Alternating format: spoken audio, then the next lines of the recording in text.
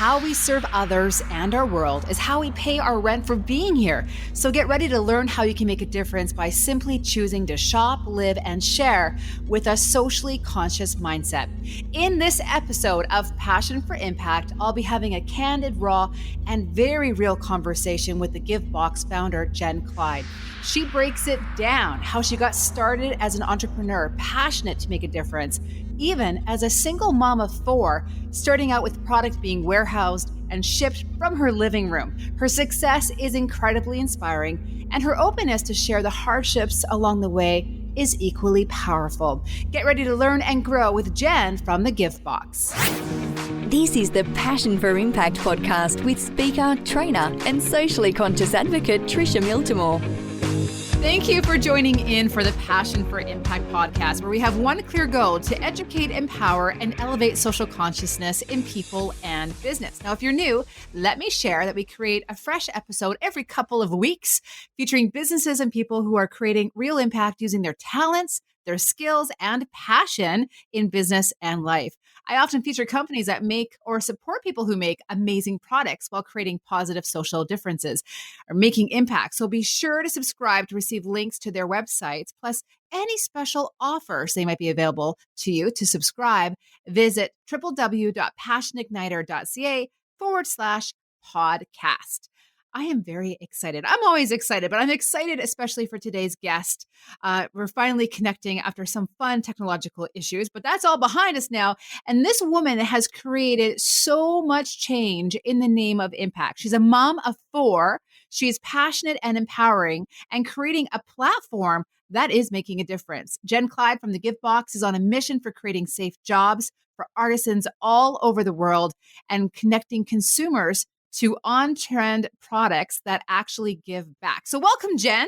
Thank you, Tricia. You are amazing.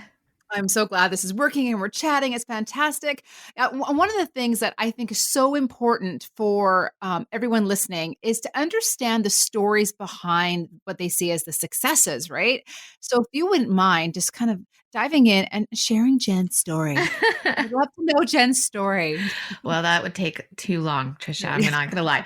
Yeah, thank you. Gosh, we all have these ideas in our head, right? I'm sure, Tricia, right? Like you have tons of ideas, I'm sure. Oh, yeah.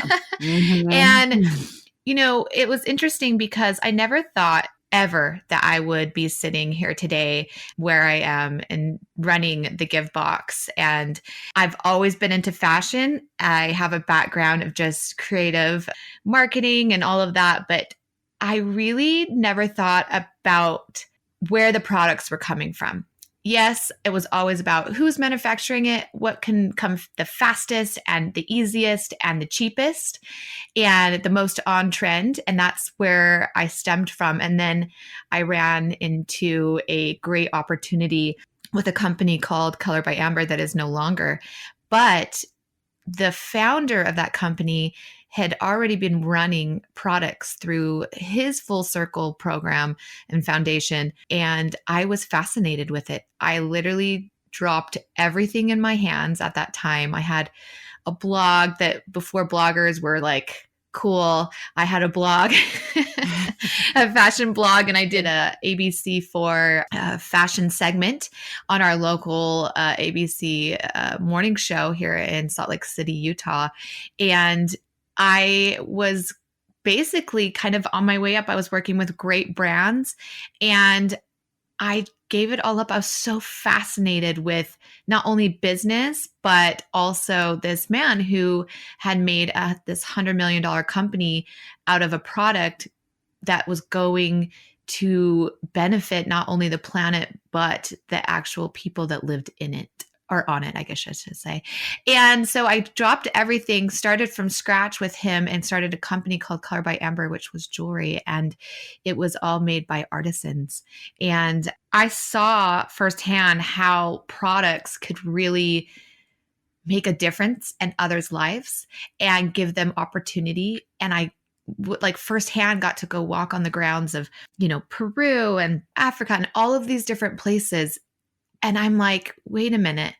It was kind of this aha moment. And I became so passionate about it, and I loved the company until they closed the doors last year. And, obviously, working in fashion and product design and all of that is a very hard thing. And they just didn't have any more interest in it. So I couldn't call my artisans and say, hey, like, I'm not going to give, like, there's no more work to be had. And we had so many different groups: Nepal, Africa, Peru, and Mexico. And I just couldn't do it. And I'm like, am I crazy? Like, do I really? I'm a single mom. I have 4 kids and I don't have any saved up money. I love what I do. And I was able to make a great salary at it, and had insurance and all of that. And I thought, there's no way I could do this. I have responsibilities. I can't just let go of my health insurance. I mean, I guess I didn't really have any choice, but I did have a choice to go and get another job that would be, able to support my family. And I didn't have long because I had to keep paying my bills and I didn't have a lot of money saved up. I think I had maybe 2 months of house payments saved up. And so I'm like, okay, I've got to make this decision. So I put together a pitch deck and I took everything I had learned in the last 8 to 9 years of working in business with some really amazing business owners and the board, and just learned a ton. I took all of that and I had to have a lot of confidence, and went out and pitched a bootstrapping company called the Giv Box. And I put it together in less than 2 weeks and went out and thought about what investors I had met through the last 8 years, knowing Tally Goodson, who was the founder of Color by Amber. And I thought, okay, I can do this. And I had no idea what I was doing. In fact, I was just like, well, you're so honest about that. You're just like, I had no idea. I really had no idea. So all of you who think you have to have like this perfect plan, no, I literally threw together a pitch deck. I researched what a pitch deck would look like. I researched how to do it well. I went and I took it to my old CEO, who taught me probably some of the best lessons I've ever learned in business. His name was Kimball Shill, and he was my CEO over at Color by Amber. And I'm like, what am I doing wrong? What is this? What is that? How am I going to convince him of this? And so he took me through with his background in, business, and just said, well, first off, Jen, it's too colorful. And I thought, well, dang it. Because I come from like this fashion, colorful background. And I'm like, well, are you sure? I mean, I think it looks great. It's like, no one's gonna be able to read that. I'm like, I remember that was like my first criticism of my pitch deck was the colors are all wrong. And I thought, what does this guy know about colors? He's like, a math guy and this analytical genius. And how does he know about colors? So anyways, I thought I was like combining like, some sort of genius with coloring, and it didn't work out. So I had to go, and he was right. It was hard on the eyes, and I revamped. And so although I know it wasn't like the most perfect one, I had the information that got me the meeting, that got me the money. And I wasn't asking for a ton, but I didn't want to give up all of this ownership and lose control, because I had seen what had worked and what hadn't worked in my last job. And I could see all of these pieces of control and how people go and try to fund and then are willing to give up all of this control. And it wasn't about like, oh, I have to have all this control. It was more about, I really wanted to focus on the artisans. And I saw with my last job that I was in, although the people were great, I felt sometimes we lost the story and the purpose because we were running with money. And so I really didn't want to give up control to get that faded. So I just started with the small bootstrapping, and there I was off, got the packaging, which was the most expensive, and ducked down and just put my head forward and closed my eyes and learned about letting go of control and learning about trusting myself more than I've ever trusted myself, and the most patience I've ever had to exercise in my entire life. Coming from a big company, revenuing a lot of money each month, going to your own bootstrapping, running it out of the front room of your house and having your kitchen become the pick line and your front room becoming the, production, and, your kids having to give up their space and having friends over. And I mean, we've just had to go through this incredible transformation. And there's been so many times where I'm like, I'm just risking all of this, like with my family and all this for what? Like, what am I doing? And I'm so stressed. And so I go through all of those transitions all throughout this entire year. And now that I'm at the anniversary 1 year mark, I've, knock on wood, made it this far.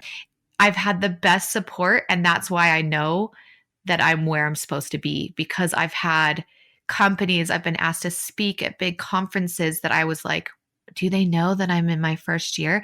But it's how we look, it's how we present ourselves, and it's our mission and it's our passion. And I've been super transparent and vulnerable with that throughout this entire year, and where I'm at and how hard it is, and taking big risks. And yeah, it's landed me here, and I'm still alive and I'm still here, and the Giv Box is doing very well, and I'm so grateful. And that's my story. So I have no idea how I got here. It's just like, woo, it's like a tunnel of fun, but I'm here. You're here. I'm so glad that you are. So for context, can you let everyone know how old are your kids when you started this journey a year ago? Sure. So I have, when I started, I had a 19, an 18, a 13, and a 12-year-old. Yeah. Wow. So very busy. Very busy. Preteens. All, preteens, regular teens. That's a whole podcast on its own, right? No. You'll have to do that one next time. Yeah, managing a business with preteens and teens. I could see that being a title for sure. For sure. So you went from this, like, okay, you were kind of forced into creating an idea because of Color by Amber closing the doors, Mm-hmm. but you had all this experience. So I mean, incredible amount of faith and courage that took to step up and say, I'm gonna even try this. Because for most people, we have lots of ideas about how we can make a difference and how we can start a business. Even combining the two is even more complicated. But you went from the idea to doing. What has been the biggest challenge for you in creating this platform of impact so far? Honestly, I guess the most challenging thing is to get this in front of people. The window, it's the whole entire industry has changed.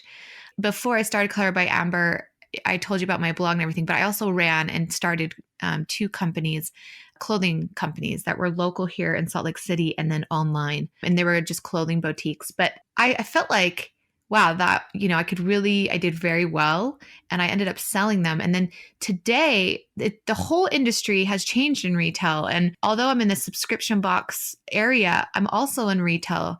You can go on and shop products that are made by artisans as well without the subscription. But it's changed. I mean, you have to have a completely different e-commerce business plan to get past the walls of just all the Instagram, Facebook rules, who you're funneling your ads to. I mean, it's just a completely different game. And I think that that's been one of my biggest curveballs, is to relearn how to get in front of customers, mostly online. So it's been very challenging. I bet it's a busy world. Sometimes it gets exhausting, doesn't it? Yeah. You're just like, oh, I got to keep doing this. Yeah. Can you change the game again? Yeah. You almost need an entire team just to sit and pitch out different ads to different funnels of segmentations of different groups of people, of markets, excuse me.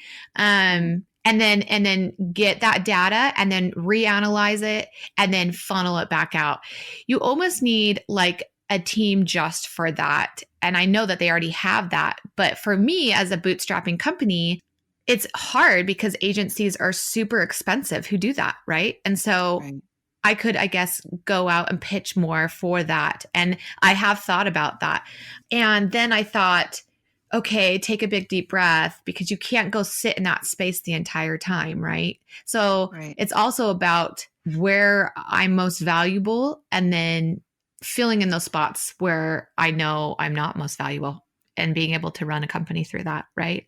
Yeah, so many lessons there. And I know a lot of people listening are either wanting to start a company or are currently in a company, their own. And I think that is the biggest challenge for entrepreneurs of where to put your resources, your financial resources and your time resources. From what you know now, a year in, is there any tips or advice for that balance? Yeah, I would say really sit down with yourself and ask people who have worked with you too, where you're the strongest at. If you're in this position and you've taken that step, chances are you already know. You already know where you're most strong at, and really try to get the revenue, the money through either investment or loan or something that you can really go, okay, I'm going to hire an assistant and I'm going to hire this and I'm going to hire that because I know that I'm most valuable over here and I'm filling in those spots that can really help generate, a lot of good coming from what I'm not so good at. Right. Okay, that makes sense. Yeah. These are good tips. People need to know this stuff because it's so overwhelming when you start a business Yeah. or when you're in the thick of it, right? It's Yeah. like, where do I put my energy? Yeah. And I would say just one more thing Yeah. is really get out there. You're not going to want to get out there as an entrepreneur because you're so slammed and you're so busy. I mean, Trisha knows, like we've rescheduled a couple of times and it's all kind of been some scheduling issues on my part, but make sure you're out there, put yourself out there in different conferences and Mm. different communities and make that time to do that. Because if you don't, it's hard to get back out there and network because you're behind the scenes. I'm so used to being out in front and talking to people and doing styling videos and being on TV and blogging and blah, blah, blah. But I went into the back and I've been like just stuck in this cycle of trying to fix the foundation and just being like, okay, I'm starting it, I'm building it, stay back here. But I will say the couple of times that I'm like, okay, I'm going to go to, I went to an alt summit and I almost didn't go. Okay. It's this big creative conference with entrepreneurs and business owners and bloggers. And I was just like, what am I doing? I don't have time for this. And my friend talked me into it.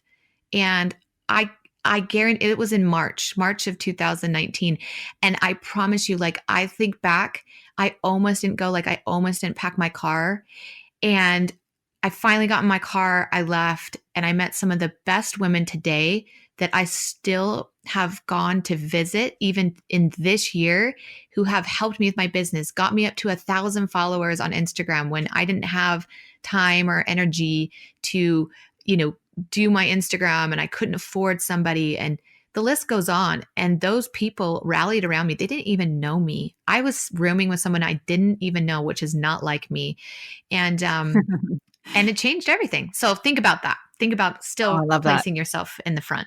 So even though you're in the trenches, get out in the front, Yeah. make the connections, do the networking. Because I agree, I tell every client that if in business development, it's the connections, it's Yeah. getting out there. Yeah. That's great advice. Ugh, I hope we get to meet in person one day. Oh, I feel we like we can will. have a great glass of wine and talk all about this. Yes.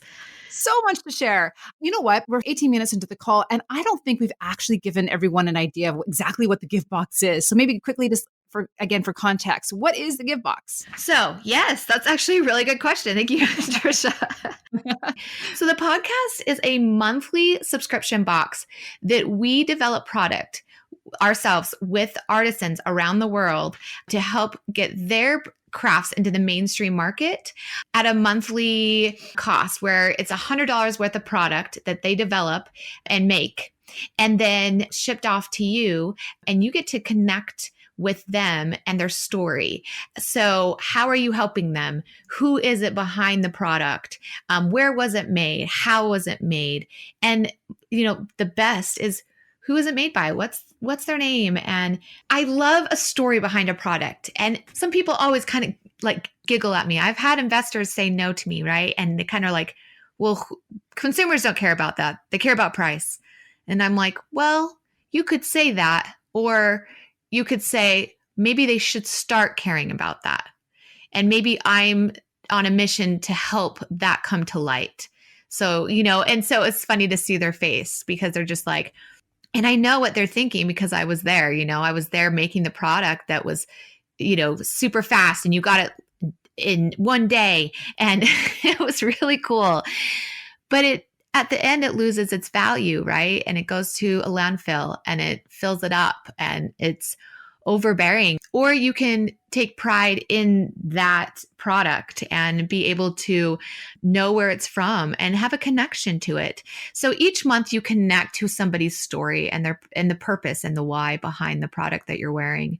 And that's what the Give Box is all about. You can also shop our global market online without the subscription and just find cool products. We've got scarves and jewelry and bags, and it's going to grow, but I'm starting there. And I've learned from past experiences when my creative brain gets out of control and I'm like, let's put in pillows and throw blankets, which by the way, we will, but I had to monetize exactly when we're going to bring that in and be able to know the exact timing so that we don't break internally since we're so small. So today you can shop bags, accessories, those type of things. And if you are a Give subscriber with the box, you get an automatic discount on all the global market items. So it's kind of like that where, it's like a Fabletics, right? So you become a member and you get 50% off of their coats right now, right? I just saw that as an ad, so I'm using that as an example. It was in my Instagram feed this morning. But that's what it's like. So if you are a subscriber, you get all these different perks, a monthly subscriber. And the subscription is $39.99 a month. And you get up to $100 worth of product or more, depending on what month it is. But you get to meet with other different companies as well, which means that in the box, we have Give partners. So like last month, we worked with Ababa. It's such a hard name to pronounce, but she's amazing. And she was on my podcast, The Give Life, and she talked about all these great opportunities and why she started her company of doing good. And so you get to see these different platforms of different companies as well. I believe that people do want this. I believe that they don't even understand, because I didn't understand what my products that I was buying, like how it affected the planet, how it affected people, what are the opportunities it was providing. I had no idea. And so I feel like it's my job to help educate people on exactly where their product is coming from and how they're connecting to it. As a personal shopper for so many years, I mean, I'm talking so many years, blogging, being on TV, I mean, all that feedback and all that connection I had with women. I was like a personal stylist in big companies like Ann Loft and all of these different companies. I'd go in, I'd talk to people, I'd dress them. Women love to connect to their products. Think about it. You're at lunch and you're like, oh my gosh, that necklace is so cute. Oh my gosh, thank you so much. My husband got this for me on our da-da-da. Or, oh, my grandmother, this was her, ring that I had made into this. I mean, right, Trisha? Like we all, So true. Yes. yes, we all connect as women to our products. So to really understand that this product was made by deaf artisans in Kenya, Africa, who, because of their ability to not be able to hear, the chances of them getting a job is like 40% less than any other person there. And so to be able to show them and teach them how to develop jewelry and make jewelry and be able to provide like actual income that is steady, right? I had to think about this box subscription because that helps them like have weeks and weeks worth of this product that we could get really good at, and they could develop really well. And it's that one product in a mass, and it could provide so many more days of work than ordering 20, necklaces and then 15 earrings, something like that, where it was bigger, the jobs were bigger, and then the payout was bigger for them. Again, turning around and empowering them more. And not only just saying, okay, we'll order this one run. Like, so, artisans there's artisan markets today in America that boutique owners can go and buy from, but they're smaller and they're not as consistent. And I've seen it where if we are able to provide a monthly income for them by having this monthly box, then we're able to go back and help them build even out cool leadership jobs where they are like, okay, so and so, I now am going to train you to develop this training course where now you can help train other people. So we can bring in more artisans, and then you're there. And so we're training them to become leaders within their own communities. And then that way it's just an ongoing like development and growth. And I believe that there's going to be even more. Like, so I'll ask my artisans, like, is there something that's going on in your life or, one of the, artisans' lives that we can be a benefit for? So one woman had lost her mother and she was having problems with the bills, what that came from that and all of that in Africa. And it's my job to say, okay, this is something that we can help with. All right. Or, okay, no, this is a smaller scale. But then I could put in the box, okay, if you want to give back more to so-and-so, here's her story. And she needs extra help in Kenya. We need extra help in Guatemala. We need extra help in Peru. Does that make sense? Yeah. So basically, when I am a Giv Box subscriber, I am actively helping support artisans have dignified and sustainable income and opportunities to better themselves personally and professionally. Is that in a nutshell? Yes. That is so Yes. cool. Okay. Absolutely. I don't know if you caught this too, but not only is it a subscription box, but it is a global market. So you don't have to have a subscription. But if you do have a subscription to shop the global market, then you will get perks. So like with Fabletics, you get 50% off if you join their membership on their jackets. It's the same concept. If you're a subscriber, then you will get perks in the global market. So you can go on and shop earrings at 30% off, or you can go shop, a bag for 30% off if you're a subscriber. And if you're a subscriber, you also get free shipping. So basically my idea is to build a global shopping platform of good that will really help just connect all of us as consumers to the products that we buy. And I always tell everyone, in 10 years, my 10-year plan is building an Amazon of good, taking the perks of Amazon, like free shipping, which we already have, timely shipping, which we will get to. It's not that bad, but if everyone doesn't get something in 48 hours, they freak out now because of Amazon. But I feel like, we'll get there. But if we could, as consumers, unconsciously give back as we're purchasing items, like our coffee, or, I'm talking everything, then how cool would that be to provide such a great vibration of just good connected to everything that we do? I love that. Oh, that is amazing. And I saw a quote from you that said, once you start doing good by wearing impactful accessories, you won't want to look good any other way.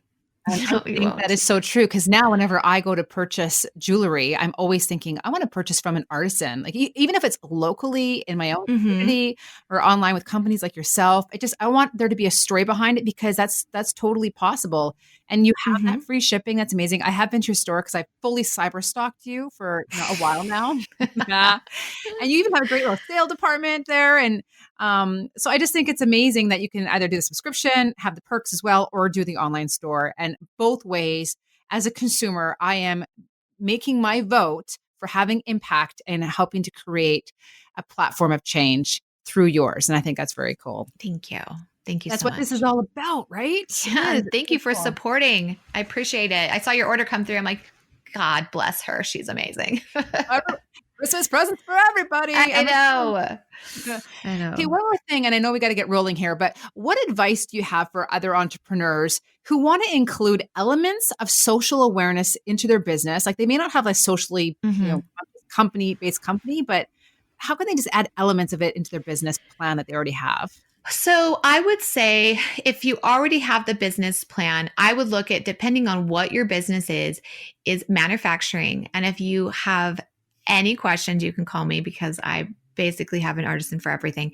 But if that's not in your business plan, because I know that it does take more time and it is a bit more costly, then I would think about putting together a way to give back, maybe to different communities like artisans with the product. So if your product is not able to be built by an artisan, then you could help provide them with different they don't have a lot of training, different micro loans, that type of thing. You could put together a foundation, like a 1% of your gross revenue goes to, building out these microloans for communities that are trying to provide that. I would just say do some good with what you're doing, because it is a very huge trend in the market today in all businesses, not just, artisan made businesses. I would maybe highlight some smaller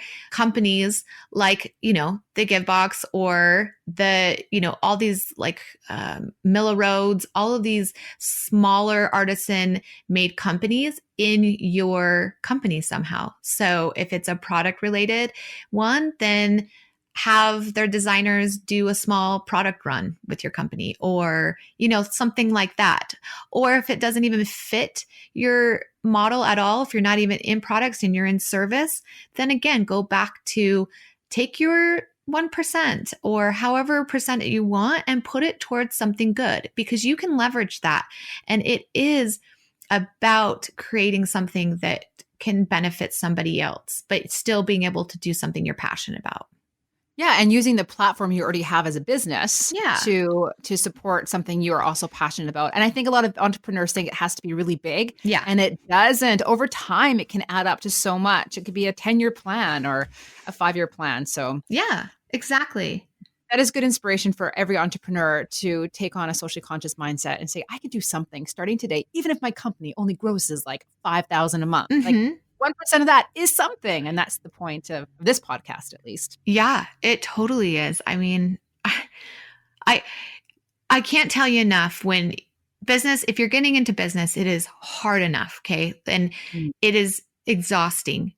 But the one thing that really does motivate me every day is when I get a message like I did yesterday from my artisans in Africa saying, the women really, they really wanted to say thank you again. And I mean, they literally thank me every day just for one box. And I'm not even at the scalability that I wanted to be at this point. I mean, there's going to be so many failures when you're starting and you expect yourself to be at this high level.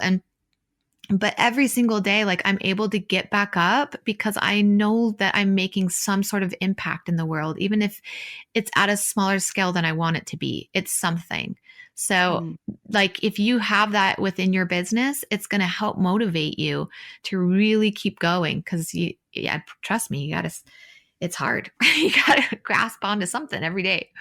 Right? So, yeah. Inspiration, hope, and faith, and motivation rolling along for sure. Yeah. You have a special offer because you're so kind and generous and awesome for listeners. Did you want to share that? Yes. And I want to make sure I'm giving the right code that I gave you. Was it the Give Back 40? Yes. Okay. Right. Yes. So I want to extend this. So it's Give Back 40. So what that is it's 40% off of your first box. So in the US, it's $39.99 for your first box, and that's 40% off of that. And you can enter that code. It's all caps, Give Back 40, the number 40, and you'll save 40% off of your first box. And for Canadians, who I love dearly, because about 80% of my last company was all in Canada, which that's why I literally traveled all over Canada. I feel like I'm basically Canadian for 8 years. You mean honorary Canadian. Thank you. I do. I love Canada. So I'm literally staring at my mug right now from Banff, which is one of my favorite places.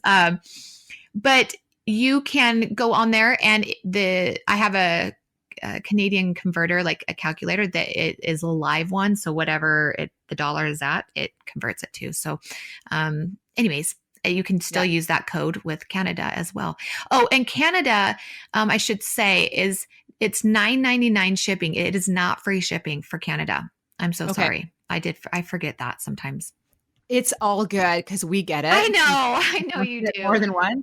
And, I also think it's about educating consumers. We own a manufacturing retail company ourselves, and we got to remember that Amazon is not the be all. And this is nothing against Amazon, but when you're paying for an item that is handmade, there is cost to that. Yeah. And we are literally paying people to do it so they have a lively, sustainable income. So I don't mind paying shipping. I don't mind paying a little bit more because it makes a difference. And it's just the reality of actually making a company like yours work. Yeah.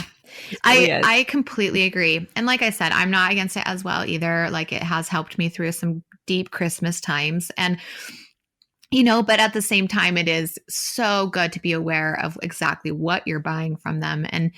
And that's why, Trisha, I'm on a mission. Like we can copy that exact way of life, but somehow make sure that we're doing it in a conscious way, and knowing exactly where our products are coming from and who's making them. And most importantly, really just connecting to purpose. I mean, I feel like we're just losing out on that as, just, I don't know, human beings, like everything is just so disconnected because we're always like, we're not connecting with real stories as much, and I don't know, and human connections and being live in the moment and present in the moment. And I just really, I don't know, as much as I sometimes think to myself, oh my gosh, I can move so much quicker and get so much more money this way, this other different way. On days I have thought that is, I'm kid you not, but I always go back to my purpose and that root connection of who I am and what my purpose is and what I've always has seen, the smiles that come from these faces that are so grateful for your purchase. Literally, like from Africa or from Nepal, texting me, in my middle of the night and saying, we just wanted to say thank you. And this was like, I highlighted them like 2 boxes ago and they're still thanking me, Oh, wow. So yeah. Human connection and gratitude are 2 elements that we have become a little bit disconnected with. I agree. So Yeah. I'm just so grateful for humans like you who are creating platforms and having the faith and courage professionally and personally to invest so much into something like this. You're making an impact. You have reignited my passion for impact. As soon as I get my goods, I'm very excited. I'm going to do a little video kind of showing them off. And reminder to every listener to get online at passionigniter.ca/podcast, because I send out emails with the link, the code, like from today's call about give back 40% off their first box. And I highlight the videos and whatnot too. So I encourage everyone to subscribe, get on to Giv Box. It's givebox.com. Is that right? Yeah. Giv Box. Yep. Not the. Or it's the givebox.com. Thegivebox.com. Check it out for yourself just to see what we're talking about, what it's all about. Thank you. So grateful for your time, Jen. I really do appreciate it. And I hope we can have you on again in the near future to chat again. Yes. Oh my gosh, Trisha, you have been so amazing. I just adore you. And I appreciate you doing podcasts. Like you say, you appreciate me for doing what I do. I appreciate you. Like you are part of that process and that awareness of the mission to create this podcast for good. And I literally adore you. So thank you so much. I feel honored to be on your podcast. Oh, my heart warms. Thanks, Jen. If you love socially conscious goods like I do and find this show rewarding, please share with your friends. The more we support organizations like the Giv Box, the more life-changing impact that they can make. Please rate and review this podcast. It would mean so much to me, as it means more awareness when you do. So thank you so much for listening. Cast your vote. Make your impact one socially conscious choice at a time. Thank you for listening to the Passion for Impact podcast. Visit passionigniter.ca/podcast to subscribe for episode notes, links, and special offers from show guests.